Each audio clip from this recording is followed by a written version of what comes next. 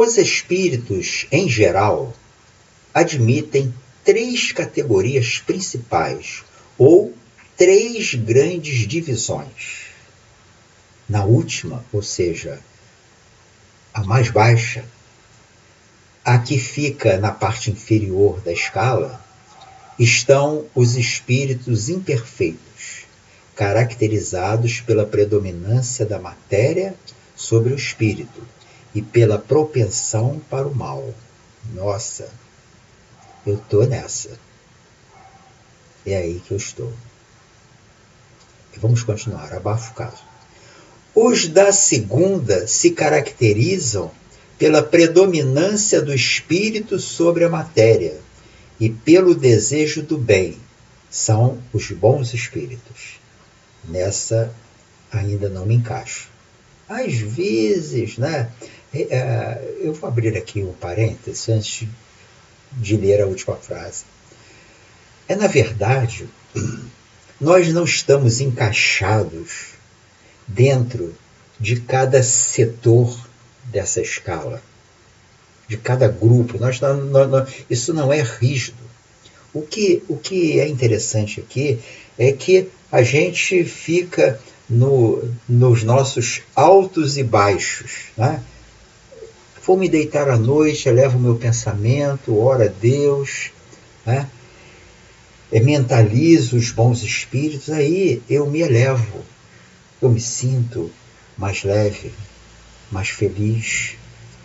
Aí eu me sinto numa escala, na posição da escala, em um ponto mais elevado.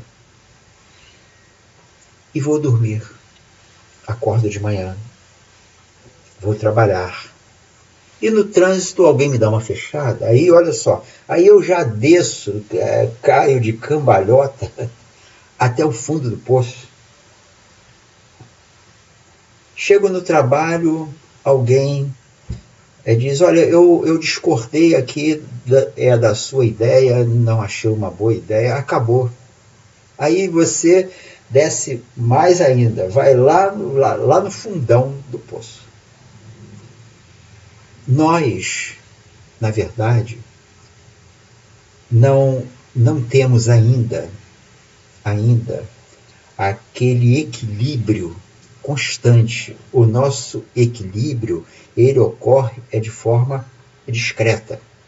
Ora você está em equilíbrio, daqui a pouco você está em desequilíbrio e vice-versa. A gente fica nesse jogo de vai e vem.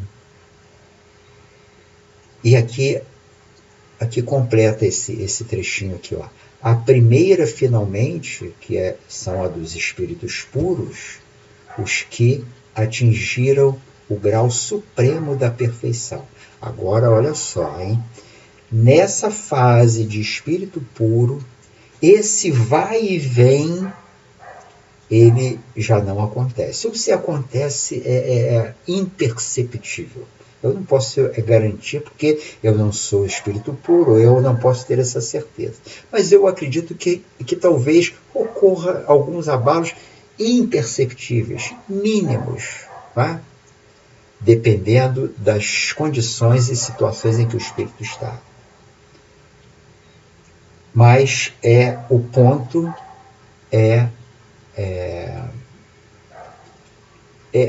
essa posição de espírito puro que vai nos trazer o equilíbrio real.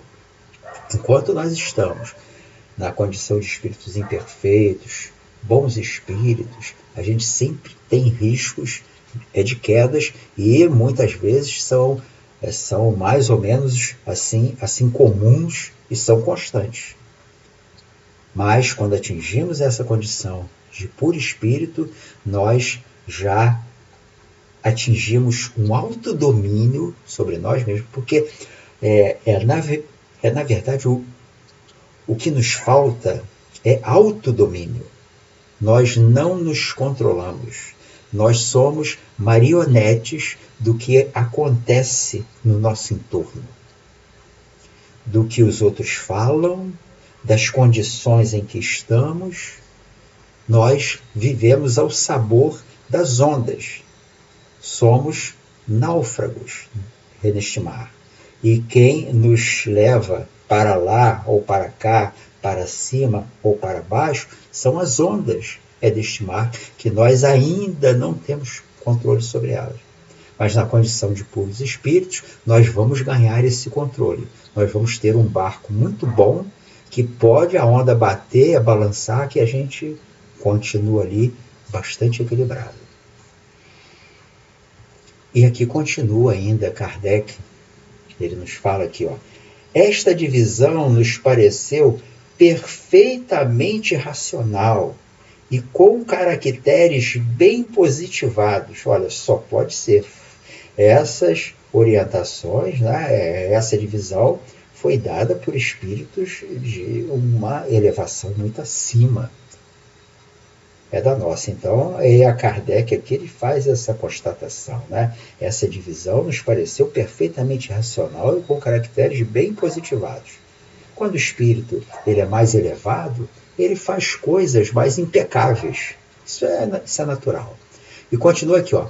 Só nos restava pôr em relevo, mediante subdivisões em números suficiente, os principais matizes do conjunto.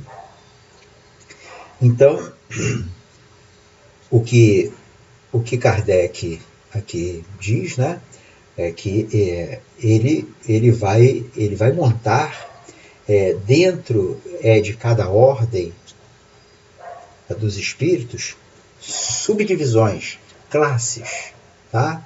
E ele vai montar a quantidade, o número que seja suficiente para chegarmos mais próximo assim possível do real.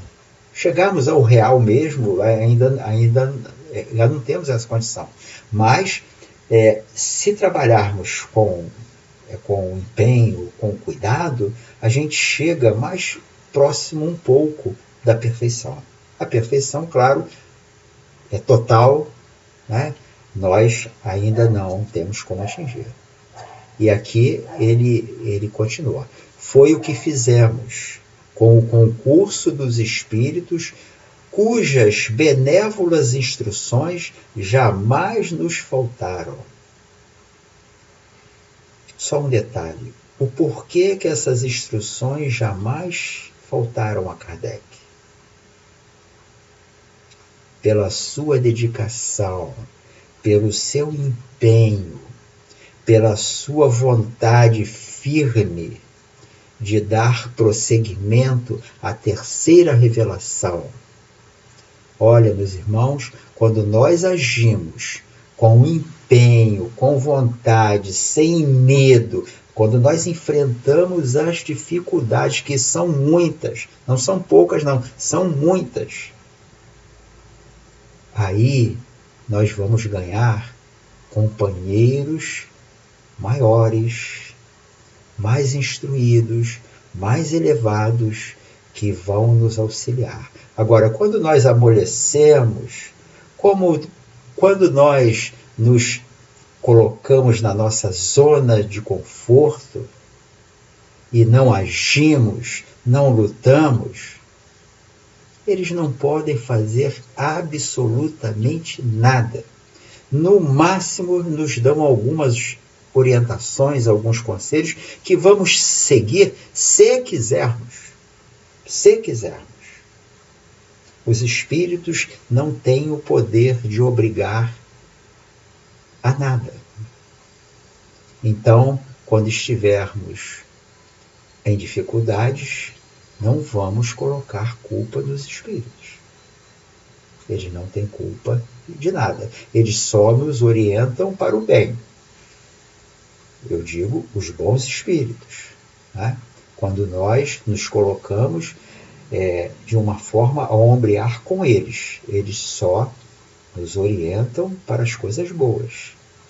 As nossas escolhas, mas ficam por nossa conta. E continua aqui Kardec. Com o auxílio desse quadro, fácil será determinar-se a ordem assim como o grau de superioridade ou de inferioridade dos que possam entrar em relação conosco, e, por conseguinte, o grau de confiança ou de estima que mereçam. Olha como essa escala ela é importante. Os espíritos não iriam recomendar, orientar a Kardec que fizesse algo que não fosse útil.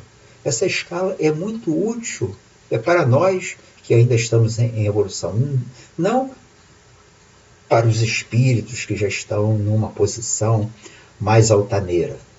Nós que estamos ainda aqui embaixo, bem embaixo da escala, essa noção ela é importantíssima para que tenhamos uma base para avaliar, abalizar as comunicações que recebemos, as nossas relações com o outro plano, para compreendermos a nós mesmos o que estamos fazendo, em qual ponto dessa escala nós nos enquadramos.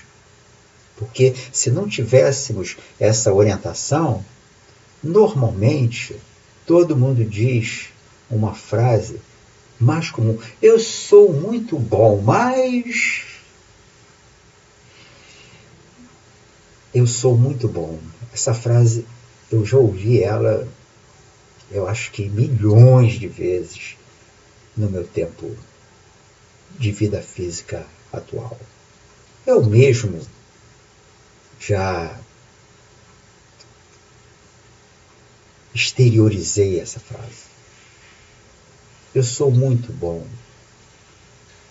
Então, com essa escala, nós vamos ter como nos situarmos e situarmos os espíritos que se nos apresentam, que nos intuem. E continua aqui Kardec. É, de certo modo, a chave da ciência espírita. Olha só o que ele diz. É a chave da ciência espírita. Porquanto só ele pode explicar as anomalias que as comunicações apresentam, esclarecendo-nos acerca das desigualdades intelectuais e morais dos espíritos.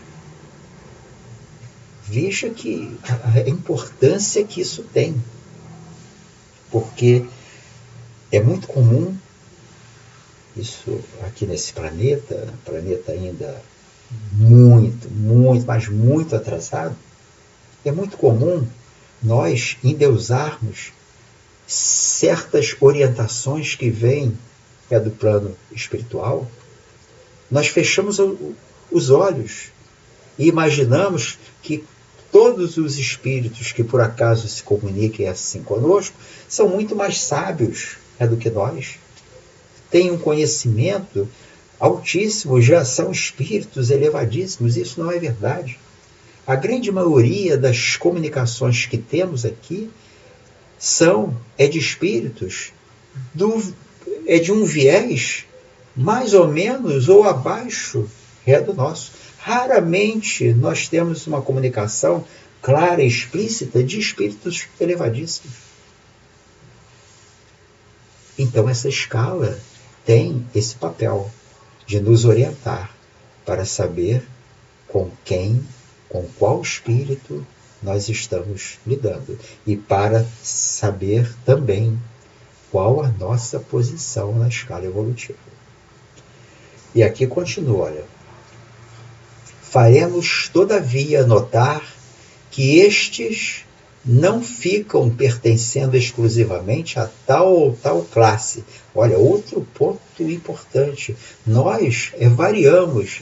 De repente, de manhã, cedinho, eu estou numa classe mais elevada. Aí já me levanto e o meu café está frio e eu já me irrito, eu já desço a escada. Então, nós vivemos nesse vai e vem. Do peca perdoa, reacerta, é assim. E continua, olha, sendo sempre gradual o progresso deles e muitas vezes mais acentuado num sentido do que em outro. Pode acontecer que muitos reúnam em si os caracteres de várias categorias. Olha só, meus irmãos, de várias categorias. O que seus atos e linguagem tornam possível apreciar. Com essa escala, nós vamos entender isso. Nós não estamos presos de uma forma indelével a uma determinada classe ou categoria. Não é assim que se processa. Nós estamos caminhando numa condição de vai e vem, de altos e baixos. Agora, o que nós temos que fazer? Aprendermos, lutarmos, nos dedicarmos a manter o nosso equilíbrio. Porque a gente vive numa roda gigante. Ora está lá em cima, ora está lá embaixo, ora está lá em cima, ora está embaixo. Essa tarefa de autoequilíbrio, de nos mantermos numa posição mais elevada, faz um bem, mas um bem enorme à nossa saúde física, à nossa saúde mental, à nossa saúde emocional, à nossa saúde espiritual. É nos mantermos equilibrados o máximo que pudermos. É claro que na condição atual nossa de estar lá embaixo, na escala, nós não conseguimos. Mas se também, eu não consigo, então deixa para lá. Não, nada de deixa para lá. Vamos olhar para nós de forma sincera e honesta diante do espelho e dizermos: cara, você precisa melhorar neste ponto, naquele outro, nesse detalhe. Olha só, tem que ser uma análise honesta de nós mesmos, porque nós somos muito precisos quando analisamos o próximo. Mas quando se trata de analisar a nós, lá vem pano quente, lá vem passada de mão na cabeça. É assim que nós, espíritos ainda muito imperfeitos, agimos. Mas Jesus nos orientou, nos mostrou qual é o caminho, que é o único caminho. Vamos nos esforçar para caminhar nele. É a única maneira de nós evoluirmos. Só existe um caminho, é o caminho. Eu sou o caminho, a verdade e a vida. Vamos seguir este caminho, esta verdade e esta vida, para que o sofrimento não bata tão amiudadamente a nossa porta. Graças a Deus, meus irmãos. Muita paz a todos.